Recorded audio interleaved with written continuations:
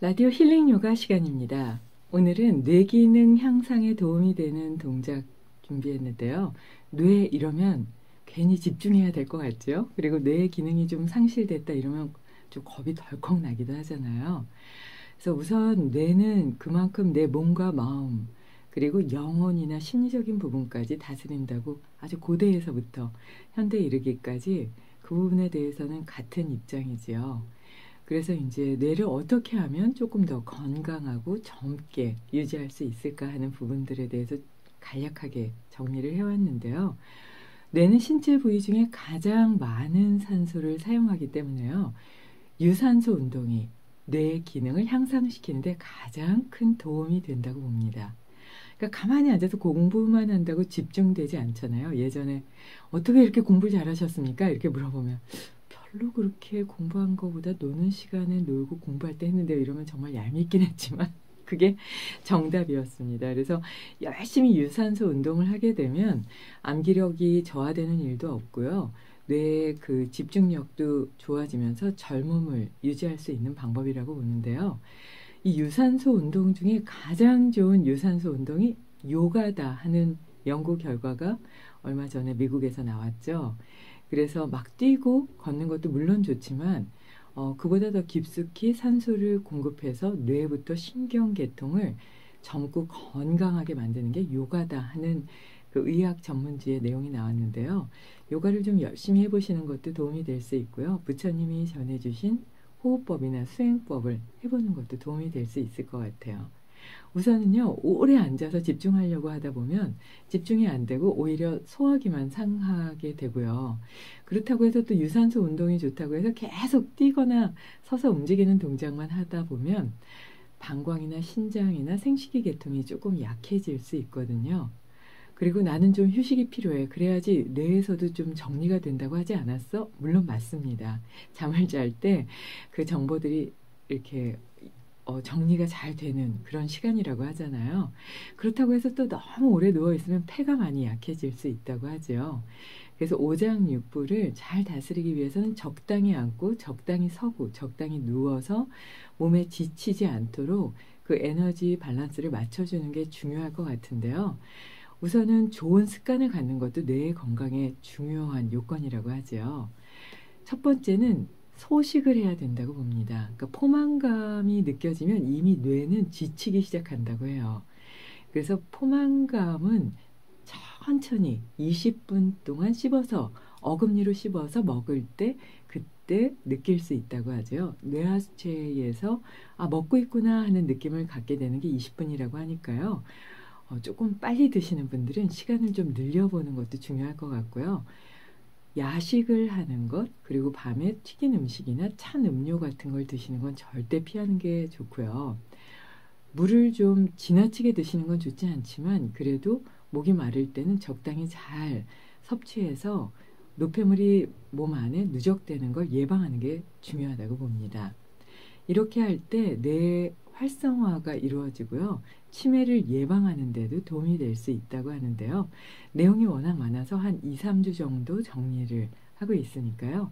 뇌기능 활성화나 치매 예방에 관심이 있는 분들은 관심 갖고 좀 들어주시기 바랍니다. 자, 그럼 뇌 건강에 도움이 되는 동작들을 한번 해보실까요? 손바닥을 36번 비벼서 열을 내고요. 손끝이 좀 따뜻해지면 머리 위, 정수리를 톡톡 칩니다. 그래서 통증이 느껴지는 부위는 통증이 사라질 때까지 자극해 보세요. 우선 두피를 자극하게 되면 직접적으로 뇌를 자극하지는 않아도 뇌 주변에서 가장 가까운 부위를 자극하기 때문에 뇌신경을 활성화시키는 데 도움이 될 수 있습니다. 그리고 귓볼 뒤에 두개골 있는데 중추신경과 뇌신경이 연결되는 부위죠. 그 부위를 좀 톡톡 두드리는 것도 도움이 될 수 있는데요. 이 부위는 두드리다가 조금 통증이 느껴지면 주먹을 쥐어서 안쪽에서 바깥으로 원을 그리면서 마사지를 해주는 것도 도움이 될 수 있습니다. 이렇게 좀 머리 끝에서부터 발끝까지 여기저기 두드리는 것도 도움이 되는데요. 무엇보다 두드리는 동안 손끝이 자극이 되죠. 손끝에는 뇌신경이 30%나 연결되어 있다고 하죠. 그래서 손끝을 잘 자극하는 것만으로도 말초신경의 순환이 원활하게 되면서 좀 피로도 해소되고요. 그리고 뇌신경을 활성화시키는 데도 도움이 될 수 있으니까요. 지금처럼 말씀드린 톡톡 두드리는 방법을 시간이 날 때마다 자주 해보셔도 좋습니다. 명상음악과 함께 뇌 건강에 도움이 되는 방법 해보실까요?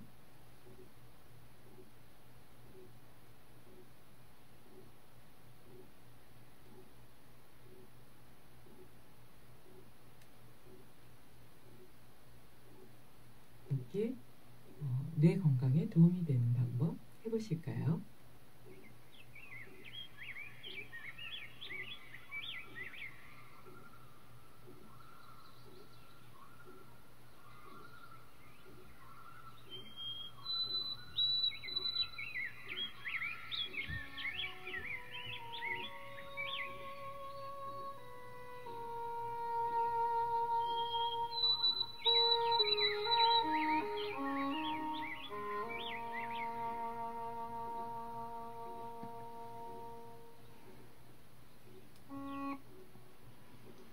자, 자리에 편안하게 앉아보세요. 그리고 양손 바닥을 부드럽게 36번 비벼서 열을 냅니다.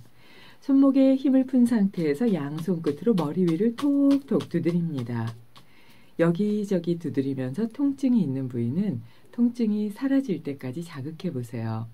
그리고 귓볼 뒤 두개골 아래쪽 쏙 들어간 부위를 엄지와 중지를 이용해서 톡톡 두드리고 주먹을 쥐어서 안쪽에서 바깥쪽으로 부드럽게 마사지합니다. 그리고 자리에서 천천히 일어나서 숨을 마시면서 양팔을 만세하듯 들고 머리와 골반이 세로 일직선이 되게 한 상태에서 양쪽 엄지 발가락에 힘을 주고 사뿐사뿐 한 발씩 교차하면서 제자리 뛰기를 해보세요. 이때 관절이나 척추에 무리가 가지 않게 무릎을 조금 구부려서 가볍게 제자리 뛰기를 합니다. 하나, 둘, 셋, 넷, 다섯, 여섯, 일곱, 여덟, 아홉, 열 정도의 속도로 천천히 뛰어보세요. 숨이 가빠오고 진땀이 날 때까지 계속해서 제자리 뛰기를 합니다. 이렇게 엄지발가락으로 뛰게 되면 엄지발가락과 연결된 화의 감정을 고요히 하는 데도 도움이 될 수가 있고요. 엄지발가락으로만 뛰다 보면 복부 안쪽까지 강화되면서 내면의 코 근육을 강화시키는 데도 도움이 됩니다. 그리고 더 이상 뛰기 어렵다 생각되실 때는 천천히 속도를 늦추어서 심박동을 안정시킨 후 심박동이 안정이 되면 자리에 앉아서 머리와 골반이 세로 일직선이 되게 한 상태에서 숨을 마실 때 배가 나오고 내쉴 때 들어가는 복식호흡과 함께 고요하고 평온한 명상의 시간을 가져보세요.